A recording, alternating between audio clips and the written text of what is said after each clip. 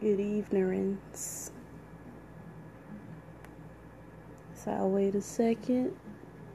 Somebody comes, wonderful. If they don't, this will just be a live that you can watch later.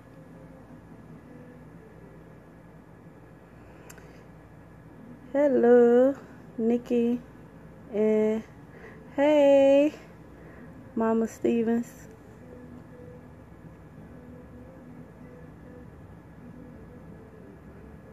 What are you up to?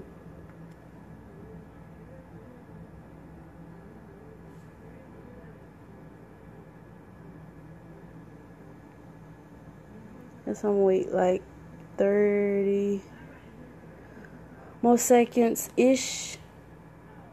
See if somebody else come on. If not, oh well, we'll start talking about it. Hey, AJ, what it do? Happy holidays to those who celebrate the 4th of July. I technically don't celebrate the 4th of July anymore. But I enjoy the food though. Alrighty. She say tell it. So, okay. Thought somebody was coming up. So, life after the hospital, when they let you go, it does not end there.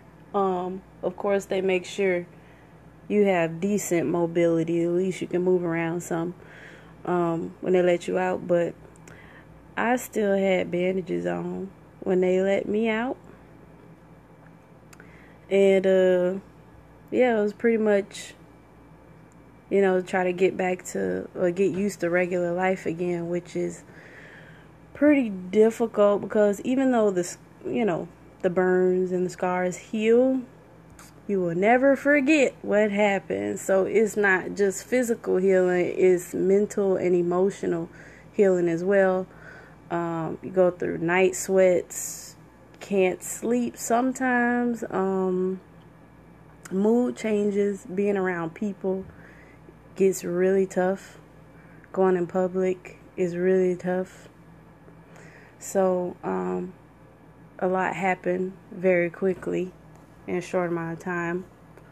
And, still had to do the bandages and the Silvadene. I think I'm saying that right. If you don't know what Silvadene is, it's this cream stuff with these little pieces of silver stuff that you put on your scars to help them heal when they're still open. I still had open wounds when I left the hospital. So that was an everyday thing. So the shower routine for when you get home, I personally could not do it by myself. My mom was here with me. I think she's on this live too. Shout out to my mom for dealing with my emotions and my craziness. So, I'm on live. So, how it was is you gotta undress all the bandages, which was like 2 to 3 layers of different kinds of bandages. I forgot to pull out the bag to show y'all what kind of bandages these is. And you gotta cut them up yourself and all that wonderful stuff. Then I had to have help getting in the shower. Needed help bathing. And when you bathe, when you bathe regular, like you wash and stuff regular, but you can't do that when you got scars. You have to have like 3 different rags, first of all, because everything has to be sterilized at all times. Oh yeah, the bathroom has to be wiped down before and after showering. So this was like a over hour process. So use one rag for the scars, one rag for your regular skin, and one for other places. So, and when you wash the scars, you had to like dab. You couldn't like rub. It was just like gently. And I'm kind of rough-handed, so that was kind of hard. But my mom did a good job helping me with that. And getting in and out of the tub was difficult also, because even though I could walk by the time I got out the hospital, lifting my leg was difficult. So getting out of the tub was a task. And then being afraid to fall was another task. So it was like, pause before I get out. Then when I dry it off, you just can't wipe off. So you got to dab and all this. And then I had to sit on these, those pads they put down for when you use the bathroom and you can't get up. Had to sit on one of those because everything, once again, had to be sterilized. Couldn't let dust, anything, touch me. So it was apply the Silvadene and some other cream they gave me that I had to put. And then, like, my skin was still peeling because it was still healing. So, after doing all that, had to redress myself in all these bandages, one at a time, on different areas of my body. So, taking a bath was a crazy routine by itself. Anyways. And then, it was very tiring. Something as simple as going to the bathroom, to use the bathroom, to get back in the bed, because you can't move around that much like that. It's like you'd be real deal exhausted, like you've been running all day.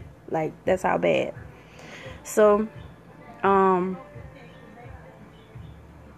you go to something called outpatient, which I still have to go to till this day. But as time goes on and your skin heals, you don't make as many trips. I think I used to go once a month, sometimes twice a month. And I also was doing physical therapy 2 to 3 times a week, for 2 hours, which was a lot because you don't realize how hard it is to stretch your skin until you've been burned. And it's like, oh my gosh. And you've been through skin graft surgery. You've been through the scraping, the debridement surgery. And it's a lot. So it's like every time you get through they get through stretching your body out, and you got to do all these things because exercise is very important as a burn victim. And if you don't take care of yourself, you will not heal properly. So I no longer go to physical therapy. I was done in 3 months, cleared, good to go. So what I do now is I exercise on my own. For some of you who know, I be at Planet Fitness or whatnot. I've been slacking lately because I've been working. But it's a task, and then it takes a lot of self-motivation to continue to exercise and to take care of your skin. And I still have to go through certain routines to get dressed for the day. I just can't hop in and use any kind of soap. I can't use any kind of perfume, lotion, none of that stuff. I have to use certain things. So I know, right? Yes. But God. So I can only use really Dove. I love black soap, but I cannot really use black soap like that because it dries your skin out.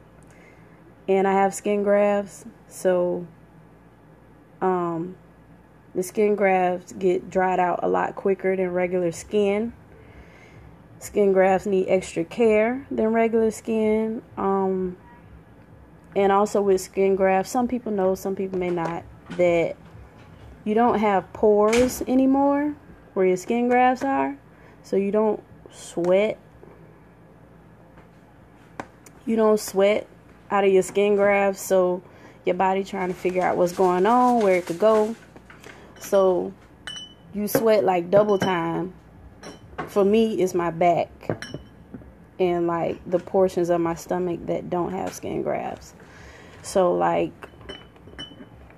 and then it's like you have nerve damage in the places where you have skin grafts. So like sometimes I can feel where my skin grafts are, and sometimes I can't feel, like it's a numbness. So they're kind of thick right now, so I have to go through some more laser surgeries. I have 3 more laser surgeries, and I'm supposed to be doing one in July. And being I did not make the dance team, unfortunately, tried out for the Pelicans. Fortunately for me, I get to schedule my surgeries on time, which I was actually supposed to have one this month, but I rescheduled because it was the week of auditions. So it's time to go through that again. And laser surgery is not really bad. Be down for like 2-3 days, some pain pills or whatnot. You're not really supposed to move the area. Laser surgery, they just put little holes in the parts that's really thick in your skin. And as the time of the day go on, you kind of like stretch the area, because the purpose of the holes is to make more elasticity. So if you don't stretch it, the laser surgery is pointless, and your skin is going to get twice as thick. So it's very important that you got to stretch on your own. I stretch every day as much as I can, constantly, because if I sit in one spot too long, my skin hurts and I get kind of stuck a little bit. And let me see what else. If y'all got questions, put the questions in there, because I'm trying to think of what else, because it's so much. So confidence, that's another battle. And depression is real. You have your good days and your bad days, and even though it's been 10 months, sometimes okay. All right.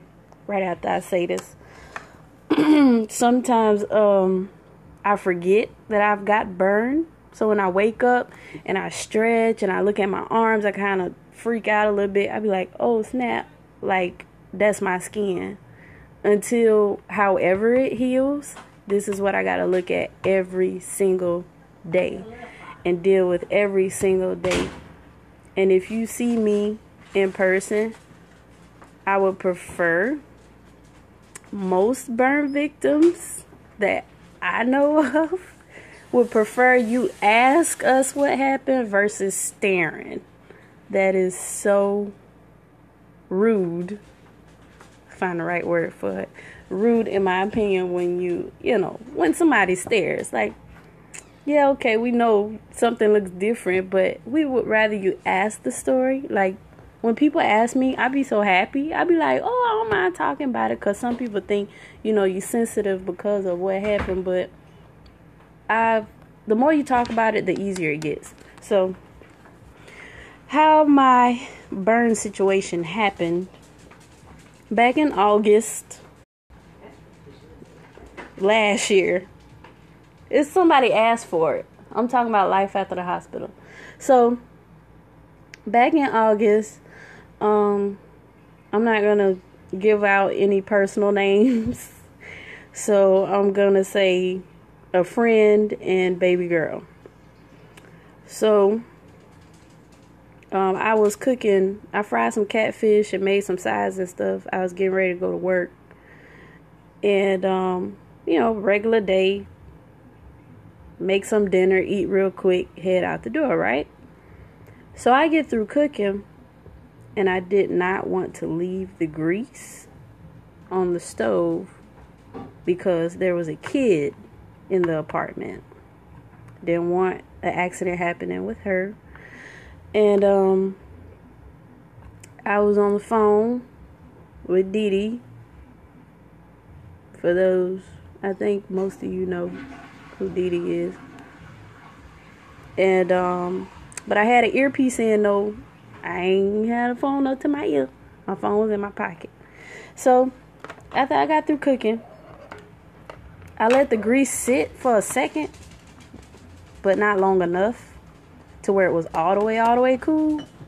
Because I was like in a rush. I had to go. So in my apartment, you had to walk down the stairs to get outside. It was one of those inside hallways that takes you to the second floor to get in your apartment. I had a 2-story apartment that had second, third floor or whatever. So there was carpet on the stairs and stuff like that. It was a little dim in the hallway. Can't really see, but I kind of know the steps by now. I had been living there long enough. So I'm walking down the stairs as slow as possible. When I say slow, I was walking slow because I did not want to burn myself. So I'm carrying the pan.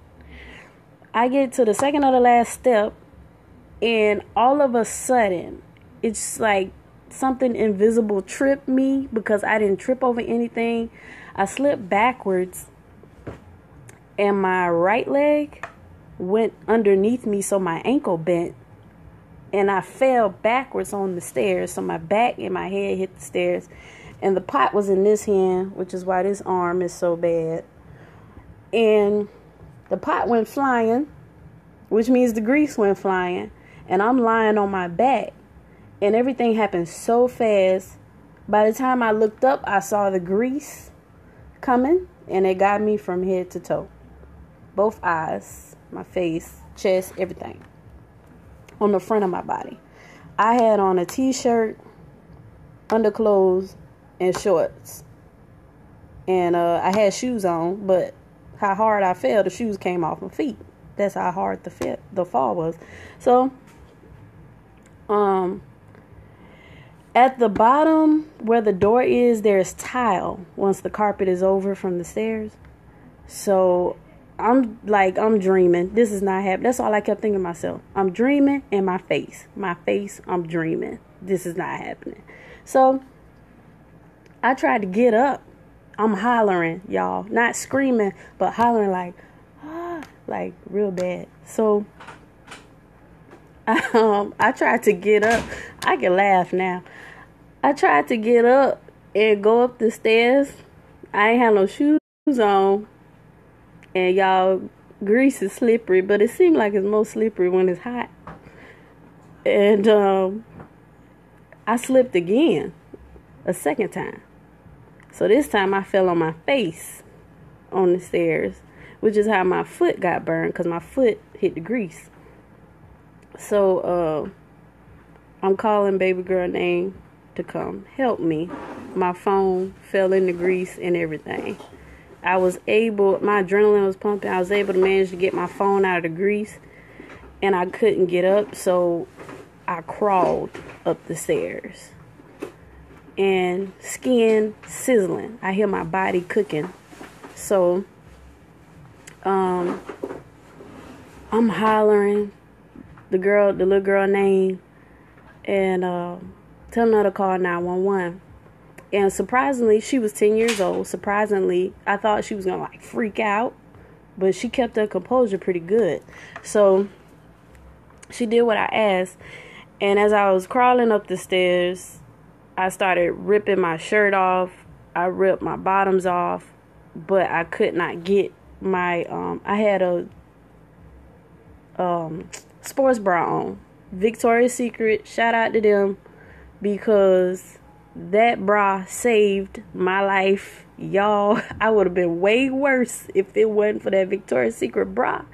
I was mad they had to cut it up and cut it off me, because I paid $40 for it. But it was worth it, because that bra soaked in all that hot grease, and it saved my chest area.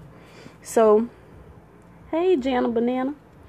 But, I'm going to speed this up a little bit, because I feel like I've been talking a long time. So, okay, so I make it in the house, and, still rip my clothes off. Then I climbed up the second set of stairs, because the bathroom where the shower was upstairs. So I had a second set to go up.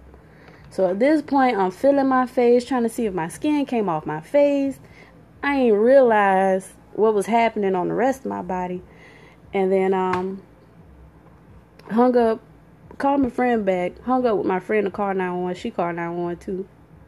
And so I called, baby girl called, Dee Dee called, we all given the address, and I looked down and the lady was like, get a cup, fill it with cold water out the shower, and pour it on yourself slowly. Do not stand under the shower head. If you stand under the shower head, y'all, your skin already burning, sizzling, and falling out. So if you stand under water pressure, you just gonna make it 1,000 times worse. So I did what the lady said, told baby girl go get a cup. So I was putting the water and pouring it on myself, and I looked down and my skin was rolling off my body like fruit roll up. Like real deal, like rolling, falling into the tub, going down the drain. And that's when I was like, it's like I didn't know what to scream. So I started calling Jesus because I didn't know what else to do. So I didn't see my face or anything at this point. So the paramedics finally got there. Baby girl had to show them how to get in the gate and show them which building to come to, because the apartment complex was weird. My building was in the middle, so it's like you had to park on the outskirts, and then like you had to take like this long sidewalk to get to my building or whatnot. So they came up the stairs. They could not bring the stretcher upstairs, so they came up there with a burn blanket. Now it was told to me that this burn blanket was supposed to help, right? It made it worse. So they tell me to step out the tub, skin on my feet gone. On the top of my feet, that is. The bottom of my feet were fine.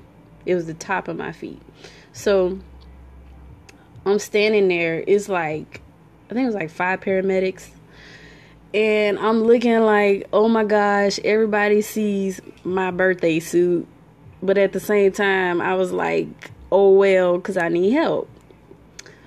So they helped me get out the tub, but I didn't want to be touched because I didn't have any skin on my body whatsoever from here down. So they wrapped me in this burn blanket. Hey, Miss Betty. They wrapped me in this burn blanket, and my skin started stinging 10 times worse than what it already was. And I was like, I thought y'all said this was supposed to help. You know, when you in pain, some of everything just start coming out. So I'm hollering, calling Jesus at the same time. And they was like, you're going to have to walk. And I was like, I can't. Because at this point, my skin started tightening. And it was, you know how when you get a little burn, it forms those little boil blister things. Well, imagine that, but like the size of a softball.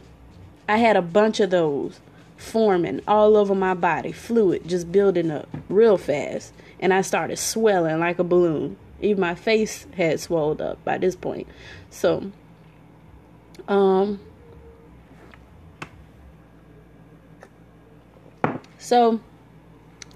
able to make it down the first set of stairs. They was like, come on, you're almost there. Then when I see the stairs that I fell on where the grease happened, I got scared and I told them, no, I can't do it. So they were like trying to nudge me to go. And I'm just like, no, I'm not going down them stairs. And I see the stretcher because they left the door open. I could see the stretcher down there. And it was like, come on, just one more set. We'll put you on the stretcher and you ain't got to walk no more after that. And, so I'm wrapped in a burn blanket, and I know there's people outside because ambulance, fire truck, everybody want to know. Y'all, I stayed in a predominantly black apartment complex. You know, we nosy sometimes. So everybody was outside, and I'm like, I don't have no clothes on but this burn blanket. So at this point, I'm about to cry. I made it down the stairs, and they had picked the pot up. But the grease was still down there, but the grease had cooled. So they were like all holding me so I wouldn't slip again because I had no shoes on. I Told baby girl to go get my phone. I did not have my purse. Couldn't put nothing on, skin was gone. So they took me to University Hospital in New Orleans. They asked me, was there anybody I wanted them to call? I gave them my family's number and a couple other people. And they called them for me, and they gave me like a whole bunch of medicine. And they started looking at my burns. And they was like, there's nothing we can do, so we're going to have to transfer you. And I was like, transfer me where? Where? Because I'm thinking about my apartment, like in New Orleans, what I'm going to do, my job, what am I going to do, And now y'all talking about transferring me to somewhere else, or further away from where I'm living. And I, didn't really know anybody like that at the time. I knew a couple people, but not enough to feel comfortable to be that far away from a new home.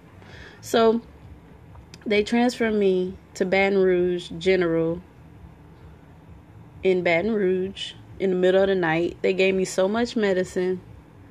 I kind of remember, and then I kind of don't. The ride was like an hour and 15 minutes, but it felt like 5 minutes, I guess because of the medicine. I got there, and there were 6 burn techs. They immediately, took me to ICU, and they lifted me up on the blanket, because at this point I couldn't move at all. They lifted me up on the blanket, and it was 6 burn techs, and they started busting all those softball boils on my body. They had to bust them. It's this room called the scrub room. It is the worst place ever. And I'm hollering and screaming. Even though they gave me pain medication, I could still feel it. So they went to scrubbing me immediately. It's like, you ain't scrubbing skin, like you scrubbing my insides, literally. Then I was out when they got done and bandaged me up, put me in the bed. Next thing I knew, my brother flew my mom and my dad to Louisiana. And I know they both was trying to stay strong and keep a straight face, but I'm not a parent yet. But I know as a parent how my parents are. It don't take much, and I'm the baby, so it's like we trying to stay strong for her. But I know they were very emotional and freaking out. I think my dad was more emotional than my mom. I ain't gonna put him out like that, how he was. I'm gonna just say he was really emotional. Let me turn this off so y'all can hear me. So I couldn't walk, move, comb, brush my hair, teeth, nothing for a long time. Well, it seemed like a long time. It was about a week. I couldn't walk. And I didn't put it on social media. I didn't want to talk to anybody too much, because I felt, as crazy as it sounds, embarrassed about what happened. Because it's like, people say, oh, you should have waited till the grease cooled down. But don't we do things all the time that we should not do, and we put ourselves in danger, but we do it anyway?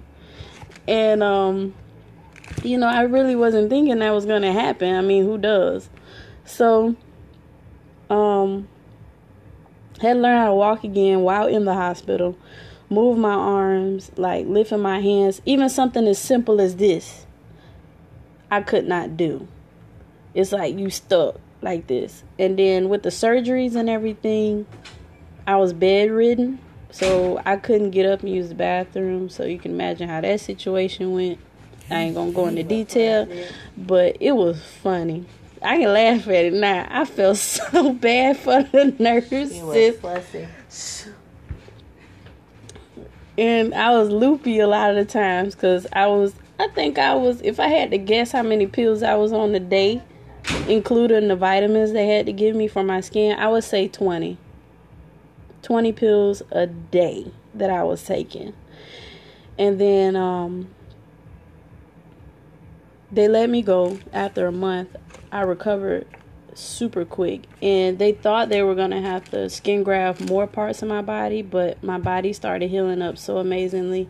There was a lot of people praying for me, and for those who found out while I was in the hospital, when word traveled, my Florida family, people began to call, message me, but I didn't post anything on social media until I think like the second week or the third week, something like that, when I started feeling comfortable moving. And so yeah, that's how all that happened. And I'm grateful for all the burn techs and the nurses. They were very kind. I didn't have like any rude staff or anything. You know how some people go to the hospital and they have a bad experience with the nurses and stuff because, like, you know, they get frustrated with you and stuff. Like, even the cook in the kitchen liked me because my food used to be all decorative and stuff. Like, I was at a restaurant. Like, I had my good days. Like, I would dance in the hospital bed. Like, I could move my little head and move my arms, so I was like dabbing. I think one of the nurses put me on her Snapchat. But I didn't mind it. I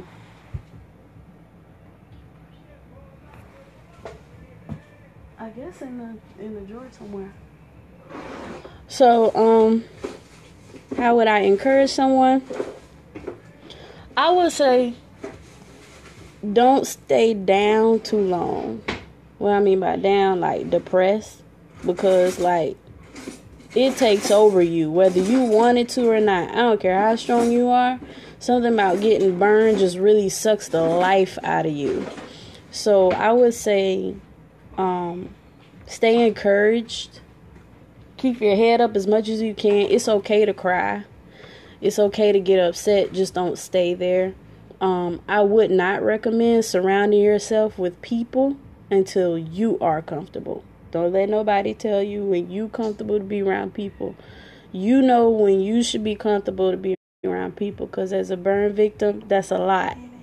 That's a lot of pressure on you emotionally to be around people after getting burned. So take some me time, learn about yourself, entertain yourself, read a book, I don't know, find a hobby or something. On those days when you don't feel like doing physical therapy, I mean, just think about the future benefit where you would be from then, you know, to get you going. And every now and then, treat yourself. Treat yourself. You got to treat yourself, because if you don't, you're going to go crazy. So you got to appreciate yourself. It's like finding yourself all over again with a changed outer and inner experience, because not only the scars change you, but the inside of you changes too, and you become this whole different person.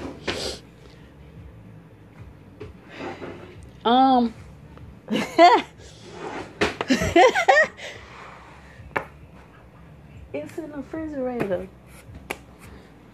So how does it affect you relationship-wise? Nikki, you killing me, bro. Well, that's a good question. Hush, I'm talking. Thank you. So, it should be on the top shelf. So, relationship-wise, you begin to push people away. You begin snapping about anything real quick. You be like, why is the flow on the flow? Like stupid stuff. Real stupid stuff. So it's like, you know, if you have a husband, wife, boyfriend, girlfriend, partner, whatever, they have to be strong enough to deal with whatever you're going through every single day. They have to be. If they can't handle it, they got to go, because you can't be stressed out. You'll blister up. To this day, I still blister up. You blister up when you get hot. You blister up when you get stressed out, emotional. It don't take much. It comes out of your skin. It shows really bad. So your partner has to be calm, loving, encouraging, caring. Some days you want that that person there, that compassion and affection, and some days you don't. Some days it's like, I want the whole world to leave me alone. And I'm like that anyway. Even before the burn accident, some days I just don't want to be bothered. But the burn accident really brings it out of you. But that's just something I do, period. But you gotta be strong-minded, strong-willed as a partner. If you can't handle it, please give them their space. Don't say things like, get over it. That's the worst thing you can say to a burn victim. Get over it. Because you never get over it. So, and like, don't make jokes unless the partner feels comfortable with you making jokes about it. Like, if they laughing about it, you can laugh about it. It's the safe zone. I know, right? Be feeling like a little crab. Just was it the hermit crab or something that climbed into the little shell? But yeah, you gotta be supportive. And if you ain't ready to be supportive, leave them alone and don't come back. Period. Because if you can't handle being there during the downtime, and another thing, when my burn accident happened, that I did not put on social media because it ain't really people business like that. But I'm going to say this. I'm not going to get specific. But during my burn accident, there were people who stopped talking to me, who left my side, who gave me a hard time while in the hospital now.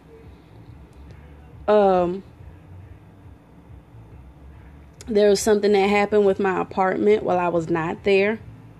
Some possessions went missing while I was gone, which was very hurtful. But, it's material things, can be replaced. But, I feel like I'm talking a whole lot. So, yeah.